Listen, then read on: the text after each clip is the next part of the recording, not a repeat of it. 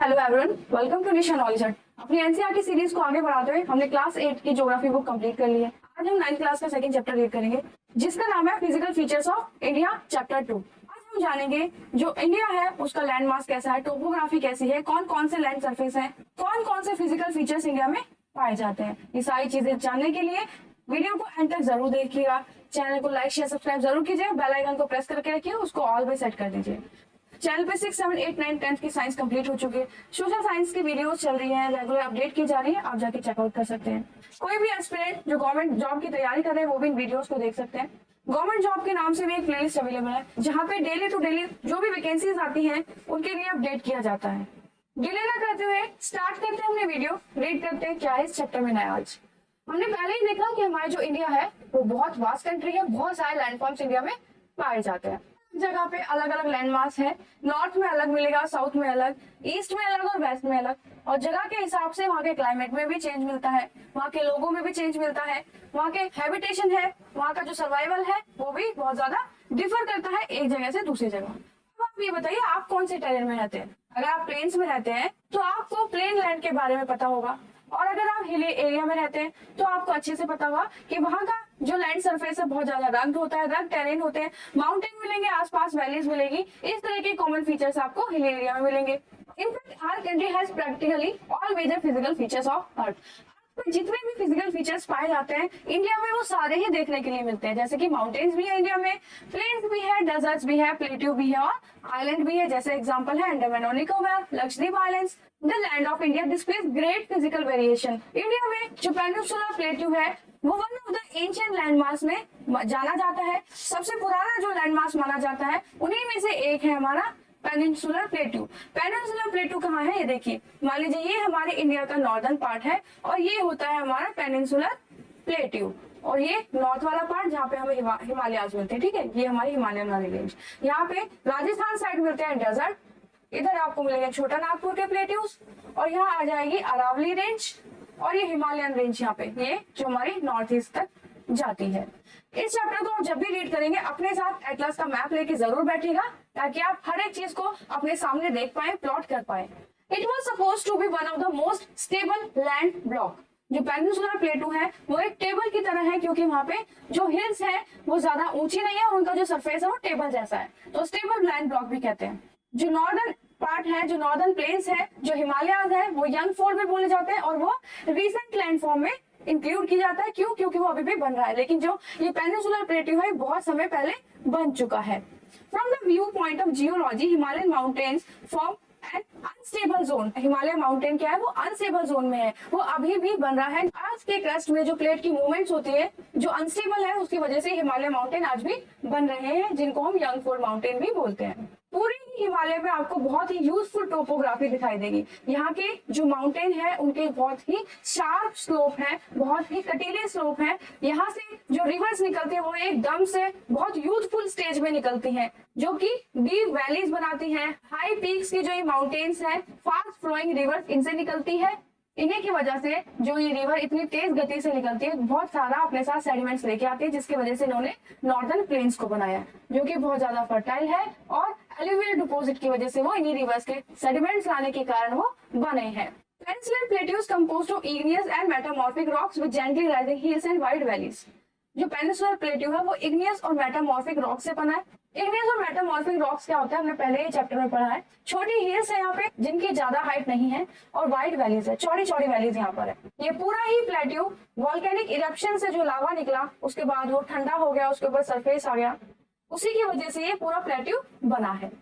कौन कौन से फिजिकल फीचर्स इंडिया में पाए जाते हैं? हिमालयन माउंटेन्स नॉर्थ में, नॉर्दर्न प्लेन्स जो गंगा ब्रह्मपुत्रा और इंडस रिवर की वजह से बने हैं, पेनिनसुलर प्लेट्यू जो हमारा साउथ का पूरा पोर्शन है वो, इंडियन डेजर्ट, कोस्टल प्लेन, मतलब कोस्टल प्लेन्स क्या होंगे, ये जो किनारे पे जो ओशियन सीज के किनारे किनारे बने हुए। नेक्स्ट है आइलैंड्स, जो कि अंडमान एंड निकोबार और लक्षद्वीप आइलैंड्स के बारे में पढ़ेंगे। हिमालयन माउंटेन्स के बारे में, हिमालयन माउंटेन्स क्या जोग्राफिकली यंग है, स्ट्रक्चरल फोल्ड माउंटेन्स है, जो कि स्ट्रेच पड़ने की वजह से बने हैं, और ये एक नॉर्थ, और ये इंडिया का एक बॉर्डर बनाते हैं नॉर्थ साइड पे। इनको बनने का कारण ये भी है कि जैसे जैसे प्लेट में मूवमेंट्स हुई तो इंडो ऑस्ट्रेलियन प्लेट जो थी वो ऊपर की तरफ मूव होने लगी, जिसकी वजह से जो सेडिमेंट्स थे वो ऊपर की तरफ उठने लगे। जैसे जैसे प्लेट्स एक दूसरे के पास आने लगे, मतलब मान लीजिए जैसे ये एक प्लेट है और ये एक प्लेट है, और ये जब इंडो ऑस्ट्रेलियन वाली प्लेट जब ऊपर की तरफ उठने लगी तो यहाँ का जितने भी सेडिमेंट्स थे वो ऊपर की तरफ उठे, जिसकी वजह से हिमालयन माउंटेन्स बने। These mountain ranges run in west और east direction from Indus to Brahmaputra. West से शुरू होकर ये ईस्ट तक इनकी डायरेक्शन है। बहुत ही ज्यादा लोफ्सियस्ट है, one of the rug mountain है, एक बैरियर क्रिएट करते हैं पूरे वर्ल्ड का। कैसे?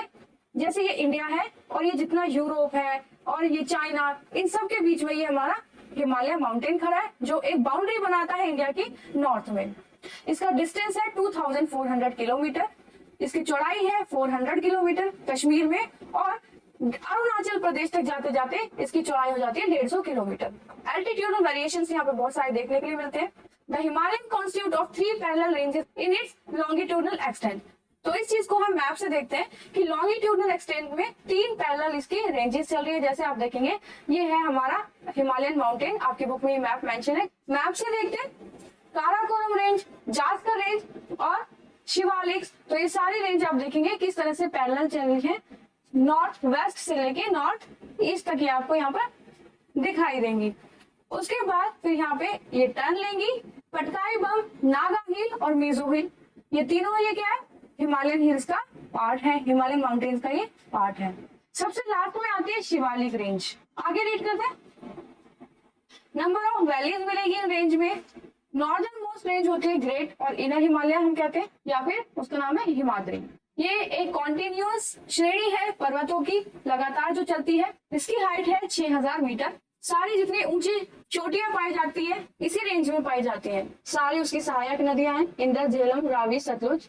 ये है गंगा रिवर सिस्टम, जिसमें आप देखेंगे कि ये गंगा रिवर निकलती है, जिसमें घग्गर, गंडक और कोशी लेफ्ट से ज्वाइन करेंगी, यमुना उसे राइट से ज्वाइन करेगी, सोन राइट से ज्वाइन करेगी गंगा रिवर को।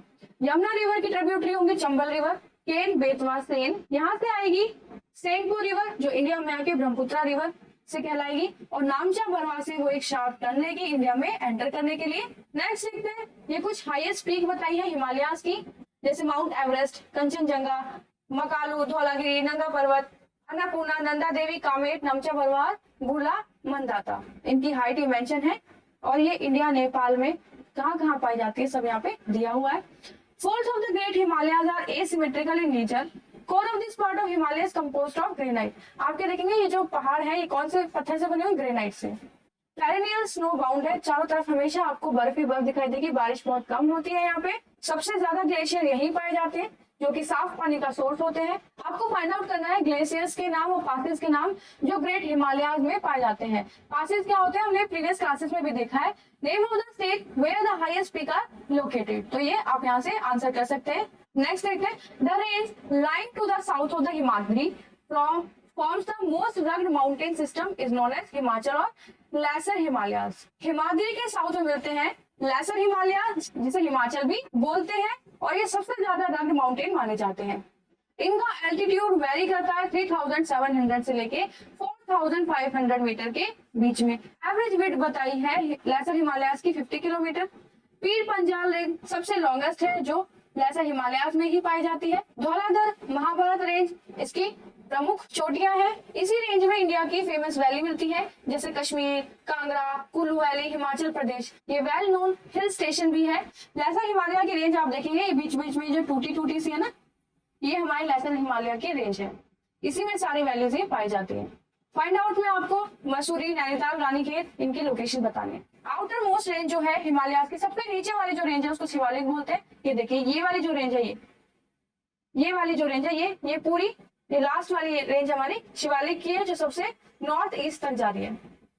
They extended over a width, इसकी जो विड्थ है वो 20 से 30 किलोमीटर तक की होती है बस। इस वाले मैप में भी आप देख सकते हैं काराकोरम रेंज, जास्कर रेंज, फिर ये ग्रेट हिमालय रेंज जो कि कंटिन्यू चल रही है, बिल्कुल भी इसमें गैप नहीं, कोई पासेस इसमें नहीं पाए जाते। उसके बाद आती है लेसर हिमालय जो रेंज खत्म हो रही है। लास्ट में आती है शिवालिक रेंज। ये है इंडिया का कोस्टल रीजन, ये ईस्ट कोस्ट, ये है वेस्ट कोस्ट, ये पूरा डेक्कन प्लेट्यू जिसे हम पेनिनसुलर प्लेट्यू भी कहते हैं। यहाँ है छोटा नागपुर, नर्मदा रिवर ये रही, ये तापी रिवर, और ये विंध्यन रेंज के हिमालय, ये अरावली रेंज, ये है Mahadev hills, Mahanadi river, Godavari river, और ये है लास्ट में कावेरी रिवर। आगे पढ़ते हैं, ये रही हमारी Krishna river. The average width of Shivalik क्या है, 10 से 50 किलोमीटर इसकी विड्थ होती है। ऑल्टीट्यूड वेरी करता है, 900 से लेके 1100 मीटर में शिवालिक का एल्टीट्यूड है। बहुत सारे सेडिमेंट्स के कंसोलिडेट होने की वजह से शिवालिक रेंज बनी। यहाँ तक आते आते जो रिवर्स है वो प्लेन एरिया में एंटर होना शुरू कर देंगी और धीरे धीरे वो शांत होना शुरू करेंगी, उनका पानी का जो बहाव है वो धीरे होना शुरू हो जाएगा। These valleys covered with thick gravel और alluvium. The longitudinal valley lies between lesser Himalayas and the Shivaliks. इसी रेंज में आपको बहुत सारे ड्यून्स पाए जाएंगे, जैसे देहरादून, कोटी दून, पतली दून और some of the well known duns. Longitudinal divisions के बेस पे हिमालयास को ईस्ट और वेस्ट में बांटा गया है, जिसमें हम देखेंगे कि जो इंदस और सतलुज के बीच में जो हिमालयास की रेंज पड़ती है उन्हें हम पंजाब हिमालयास बोलते हैं। रीजनली मतलब लोकली इसे कश्मीर और हिमाचल बोलते हैं। जो हिमालय सतलुज और काली रिवर के बीच में पड़ते हैं उन्हें हम कुमाऊं हिमालयास बोलते हैं। काली और तीस्ता के बीच में जो पड़ते हैं उन्हें हम नेपाल हिमालयास बोलते हैं। तीस्ता और दिहांग रिवर के बीच में जो हिमालयन रेंज पड़ती है उसे हम असम हिमालयास बोलते हैं। तो इस तरह से आप इसको नोट्स में बनाएंगे और मैप में ये जगह सारी प्लेस करके देखने की कोशिश करेंगे। ये कुछ रीजनल नेम्स थे इन हिमालयास के। Brahmaputra marks the eastern most boundary of the Himalaya. तो हमने देखा कि कहाँ से रिवर ब्रह्मपुत्र हिमालय में एंटर करती है। तो ये है वो ब्रह्मपुत्र रिवर जो यहाँ से एक बाउंड्री बना के, ईस्टर्न मोस्ट बाउंड्री बना के और शार्प टर्न से वो इंडिया में एंटर करती है। ऐसा क्यों? क्योंकि यहाँ पे हिमालयास प्रेजेंट है जिसकी तरफ से वो घूम के इंडिया में एंटर करती है, जिसे चाइना में सांगपो रिवर भी बोलते हैं। बियॉन्ड द दिहांग गोर्ज, तो दिहांग गोर्ज से जहाँ से वो इंडिया में एंटर होती है, the Himalaya bend sharply to the south and spread along the eastern boundary of the India. यहाँ जो माउंटेन्स है वो बहुत ज्यादा शार्प है, बहुत ज्यादा शार्प टर्न लेते हैं, जिसकी वजह से जो ब्रह्मपुत्र रिवर है वो भी एकदम से घूम के इंडिया में एंटर करती है। इनको हम पूर्वांचल भी कहते हैं, पूर्वांचल हिमालयास या eastern Himalayas. These hills running through the north eastern states are mostly compose of strong sandstone से बने, सेडिमेंटेड रॉक से बने। तो ये वाले जो हिमालयास है नॉर्थ ईस्टर्न स्टेट्स में भी आगे तक स्प्रेड हुए हैं, जहाँ बहुत सारे डेंस फॉरेस्ट पाए जाते हैं। इसके पैरेलल बहुत सारी रेंजेस और वैलीज चलती है, मतलब ब्रह्मपुत्र रिवर के। पूर्वांचल में कौन कौन सी हिमालयास की रेंजेस है जो पाई जाती है, जैसे पटकाई हिल, नागा हिल, मणिपुर हिल और मिजो हिल, जो हमने अभी मैप में देखी। ये देखिए कितनी ब्यूटीफुल दिख रही है मिजो हिल्स, ये उसका एक पिक्चर यहाँ पे प्लॉट की हुई है। नेक्स्ट पढ़ते हैं नॉर्दर्न प्लेन्स, जो गंगा, ब्रह्मपुत्र और इंडस रिवर के सेडिमेंट्स की वजह से बने हैं। नॉर्दर्न प्लेन्स देखते हैं। Northern plain has been formed by the interplay of the three major river system. कौन कौन सी? इंडस, गंगा और ब्रह्मपुत्र, और इनके साथ की ट्रिब्यूटरी होती है, उनकी वजह से ये प्लेन्स बने। ये प्लेन्स एलुवियल सॉइल से बने हैं। डिपोजिशन हुआ बहुत सालों तक एलुवियल सॉइल का हिमालय के फुट हिल्स में, मतलब हिमालय के फुट हिल्स में इन नदियों की वजह से, तो ये प्लेन्स बने। इसका एरिया 7 लाख स्क्वायर किलोमीटर तक है, 2400 किलोमीटर के लॉन्ग है और 240 से 320 किलोमीटर ये ब्रॉड है। डेंसली पॉपुलेटेड है ये एरिया, सबसे ज्यादा पॉपुलेशन यहीं पाई जाती है, जैसे उत्तर प्रदेश में, बिहार में सबसे ज्यादा पॉपुलेशन पाई जाती है। सॉइल कवर बहुत रिच है, बहुत फर्टाइल है यहाँ की सॉइल, जिसकी वजह से यहाँ पे सभी तरह की खेती की जाती है। एडुकेट वाटर सप्लाई की वजह से यहाँ पे चावल जैसी खेती भी की जाती है, जिसको ज्यादा से ज्यादा पानी की जरूरत पड़ती है। यहाँ पे जो क्लाइमेटिक कंडीशंस है वो भी फेवरेबल होती है। Rivers coming from the northern mountains are involved in depositional work। यहाँ जो नॉर्दर्न पार्ट से, हिमालय से जो रिवर्स आ रही है वो कंटिन्यू क्या करें, डिपोजिशनल वर्क कर रही है, डिपोजिशन कर रही है सेडिमेंट्स का। यहाँ पे जो स्लोप्स हैं वो जेंटल हो जाते हैं, नदियां यहाँ धीमी हो जाती हैं, ऊपर से कटाव करके तेजी से आ रही होती है, तेजी से गिर रही होती है, जिससे वहाँ पे वाटरफॉल के निर्माण भी करती है। The velocity of the river यहाँ पे कम हो जाती है, जिसका रिजल्ट ये होता है कि वो रिवरिन आइलैंड बनाती है, वो मेंडर्स की फॉर्म में यहाँ से निकलती है। मेंडर्स क्या होते हैं वो हमने प्रीवियस क्लासेस में देखे, जिसकी वजह से ऑक्सबो लेक्स भी बनती है। रिवरीन आइलैंड क्या होते हैं? जब रिवर के साथ आया हुआ सेडिमेंट्स एक जगह पे इतना ज्यादा इकट्ठा हो जाता है कि वो वहाँ पे एक लैंड सरफेस बन जाता है और ऐसा लगता है कि रिवर के पानी के बीच में कोई भूमि है, कोई लैंड मास है, कोई सरफेस है। तो इसी का एक एग्जांपल है मजुली आइलैंड, जो कि ब्रह्मपुत्र रिवर की वजह से बना हुआ ब्रह्मपुत्र रिवर के ऊपर है, जिसे हम रिवरीन आइलैंड भी बोलते हैं, जो कि इनहेबिटेटेड है पूरे वर्ल्ड में। रिवर आइलैंड और मजुली आइलैंड के नाम से भी प्रसिद्ध है। The rivers in their lower course split into numerous channels due to the deposition of silt. तो इसमें रिवर के पास बहुत सारा सेडिमेंट होता है जिसको जमा करते करते वो क्या करती है, कुछ पार्ट्स में डिवाइड हो जाते हैं। जैसे मान लीजिए ये एक रिवर आ रही है, उसके पास इतना सारा सेडिमेंट्स था, उसने यहाँ साइड में छोड़ा और एक वो इधर से निकल गई और कुछ पानी उसका इधर से निकल गया, तो वो दो पार्ट्स में डिवाइड हो गई। These channels are known as distributaries. In channels को क्या कहते हैं, डिस्ट्रीब्यूटर बोलते हैं। मतलब उसने अपने पानी को डिस्ट्रीब्यूट किया और सेडिमेंट्स को साथ ही साथ यहाँ पे छोड़ते गए, पीछे अपना लोड वो हल्का करती गई। The northern planes is broadly divided into 3 section. Northern plains को 3 सेक्शन में हम डिवाइड करेंगे, वेस्टर्न पार्ट, नॉर्दर्न प्लेन और पंजाब प्लेन्स। एक प्लेन्स वो होंगे जो इंडस और उसके ट्रिब्यूटरी से बने, जिसमें लार्जर पार्ट पाकिस्तान में लाई करता है। इंडस और उसके ट्रिब्यूटरी है झेलम, चेनाब, रावी, ब्यास और सतलुज, जो कि ऑरिजिनेट होती है हिमालय से। अभी कौन से ग्लेशियर से ऑरिजिनेट होती है इंडस रिवर, मुझे कमेंट करके जरूर बताइएगा। सारे कमेंट का और सारे क्वेश्चंस का आप कमेंट में आंसर जरूर कीजिए, ताकि आपके साथ में प्रैक्टिस होती रहे और ये पता रहे कि आपके पास मैप है तो आप उसको देखते हुए चल रहे हैं कि कौन सी जगह कहाँ पर है। This section of the plain is dominated by the doab. Doab का मतलब क्या होता है कि दो नदियों के संगम से बना हुआ कोई एरिया। जैसे कि पंजाब में क्या है, 5 नदियों का संगम, वहाँ 5 नदियां बहती है, जिसकी वजह से उसका नाम पंचनद पंजाब के नाम से पड़ा है। उसी तरह से दोआब का मतलब दो आब का मतलब वाटर, जैसे यहाँ पंजाब वर्ड का मतलब लिखा है। The Ganga plain extend between Ghaggar and Teesta river. तो जो गंगा के प्लेन है वो घग्गर और तीस्ता रिवर के बीच में फैले हुए हैं। तो मैप में देखिए घग्गर और तीस्ता रिवर कहाँ है, तो ये देखिए ये है घग्गर रिवर और इधर भूटान की तरफ से आती है तीस्ता रिवर। ठीक है, तो यहाँ तक का ये जो प्लेन है, तो ये नॉर्थ इंडिया में हरियाणा, दिल्ली, यूपी, बिहार और कुछ एरिया झारखंड का और वेस्ट बंगाल तक ये फैला हुआ है। In the east Assam lies in the Brahmaputra plain. तो असम बना है ब्रह्मपुत्र प्लेन्स की वजह से। ब्रह्मपुत्र प्लेन ने असम को बनाया, सेडिमेंट्स को जो लेकर आई वो, तो उस पे बना हमारा असम। ठीक है, तो असम लाई करता है ब्रह्मपुत्र प्लेन्स में। The northern plains are generally described as flat land with no variation in its relief. तो जो नॉर्दर्न प्लेन है वो एक फ्लैट सरफेस है, फ्लैट लैंड है वहाँ पे, लेकिन वहाँ अगर हम ये कहें कि कोई भी वेरिएशन नहीं है तो ये गलत है। These vast plains also have a diverse relief feature. इस जो ये फ्लैट लैंड हमें दिखाई दे रही है, इसमें बहुत सारे फीचर्स होते हैं, बहुत अलग अलग लैंडमार्क यहाँ पे बनते हैं। इसी के कारण जो नॉर्दर्न प्लेन्स है वो 4 रीजन में डिवाइडेड है। जैसे कि जो हमारी रिवर्स है जो अपने साथ सेडिमेंट्स लेकर आ रही है, उनके बेसिस पे 4 पार्ट में डिवाइड है कि वो नया है, जो सेडिमेंट लेकर आई है वो पुराना है। ठीक है, ये जो नैरो बेल्ट हमने बात करी है, तो यही सेडिमेंट्स की जो बेल्ट है वो 8 से 16 किलोमीटर नैरो है और ये इन स्लोप्स के पैरेलल चलती है शिवालिक्स पे। शिवालिक्स जो हिल्स हैं उनके पैरेलल ये हमारे डिपोजिशन की लेयर्स चल रही है, इनको हम कहते हैं Bhabar. All the streams disappear in the Bhabar belt. हम क्या देखेंगे, जो भाबर बेल्ट है उस भाबर बेल्ट में बहुत मोटे मोटे सेडिमेंट्स, मोटे मोटे पत्थर नदी के साथ बह के आए और वो इतने ज्यादा डिपोजिट हो गए, नदी का बहना वहां से फ्लो होना दिखना ही बंद हो गया, वो उनके नीचे से बहना शुरू हो गई। उसी को कहते हैं भाबर बेल्ट। यहाँ पे ज्यादातर एग्रीकल्चर एक्टिविटीज नहीं की जाती क्योंकि यहाँ पे पत्थर ज्यादा होते हैं। अब इसके नीचे की बेल्ट आएगी जहां से हमें जो रिवर है वो दोबारा दिखना शुरू हो जाएगी, उसको कहेंगे तराई रीजन।